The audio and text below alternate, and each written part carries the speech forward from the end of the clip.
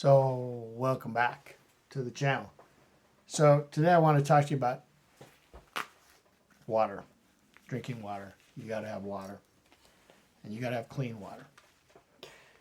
I know guys that drink water. I drank water 5 months, 5.5 months on a trip. Never filtered it. I never got sick. My buddy, he did get Giardia. So I wouldn't recommend going and not filtering water in this day and age. That was back in '87 when I did that. And, for years, I just didn't worry about it. But anymore, I do. Now, when I was younger, I went through this period where everything had to be the newest technology. And it was a Sterilite. Oh boy, I was going to save so much time with the ultraviolet light and just put it in there, hit the button, swirl it around, you got clean water. It's so easy. Yeah, well, it's electronics. I don't like to depend on electronics. And you know what? I don't like to spend money on batteries. Well, my next stage was this. Going in the winter, my partner always insisted we take water out of the lake or out of the creek. I just would have assumed to do snow because we were in an area with very, very few people.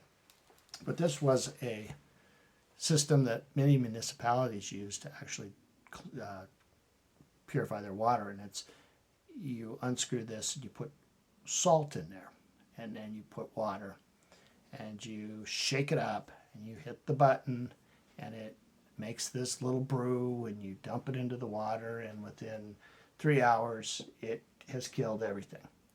This was a very expensive unit at the time that I bought this, which would have been 20 something years ago. I saw one the other day at a used equipment store for $20. Nobody's bought it yet. and there were batteries in there that were probably, a set of batteries that were probably worth $20 as well. But I think probably a lot of people like myself would just rather not depend on technology for clean water. That brings you to your standard water pump. Okay, this is an MSR. This is a very nice pump. MSR replaced this for me after I broke my Sweetwater filter. And this is what I always use for canoeing. You take this end with the screen, you put it into the water. You take this end, you put it onto your Nalgene. And then you just pump the handle, and you got your clean water. Now this is a very good system, and I think everybody ought to have a system like this for even home or whatever. Everybody in America should have a water filter for emergencies. Everybody. This is a great system, and if you're going with a lot of people, it may be a very good system to take.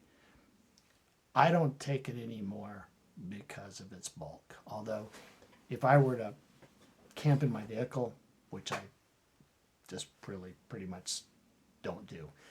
But this would be a good one for that. If you want to go very, very simple, iodine tablets. I just don't particularly like the taste of iodine. But it's effective and it works. It's just that you have to wait. This one takes the flavor of the iodine tablets out. But once again, I've got another system I like that I'm going to show you. But one bottle of this taken along, say particularly on a long trip where you're taking a filter, you might want to take iodine. So my favorite system, these little bags, and this little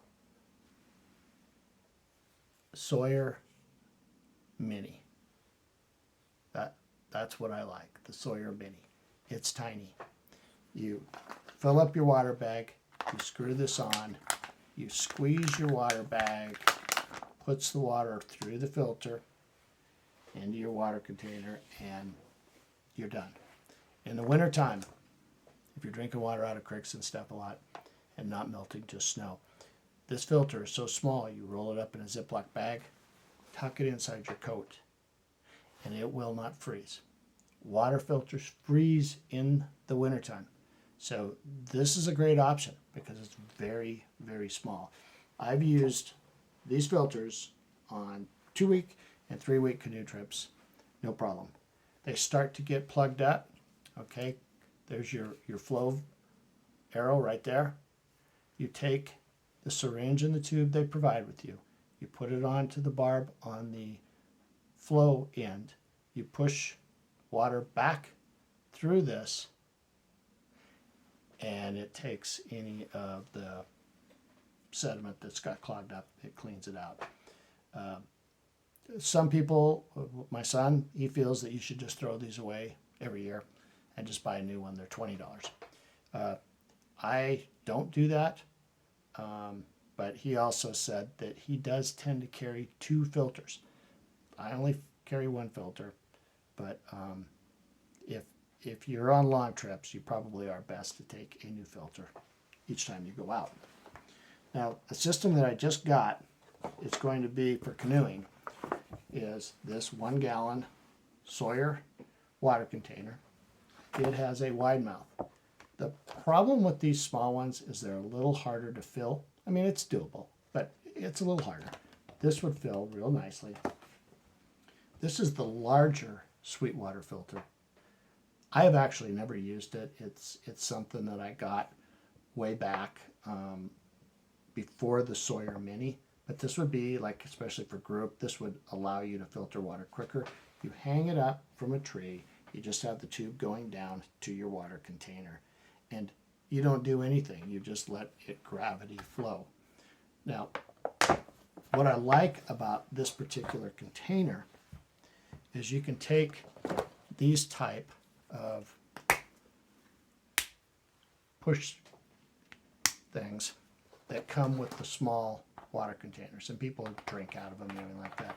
But you can put them on here, and you have a controllable shower.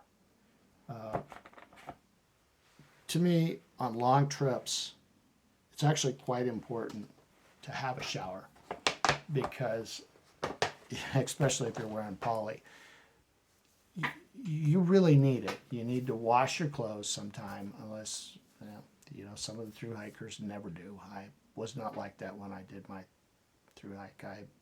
I bathed a lot, and I never killed any squirrels when I walked by a tree because I stunk so bad. But anyway, you got to have drinking water. I think the little Sawyer is the way to go. It's just my opinion, but it does work for me. Thanks for joining me today. I appreciate it.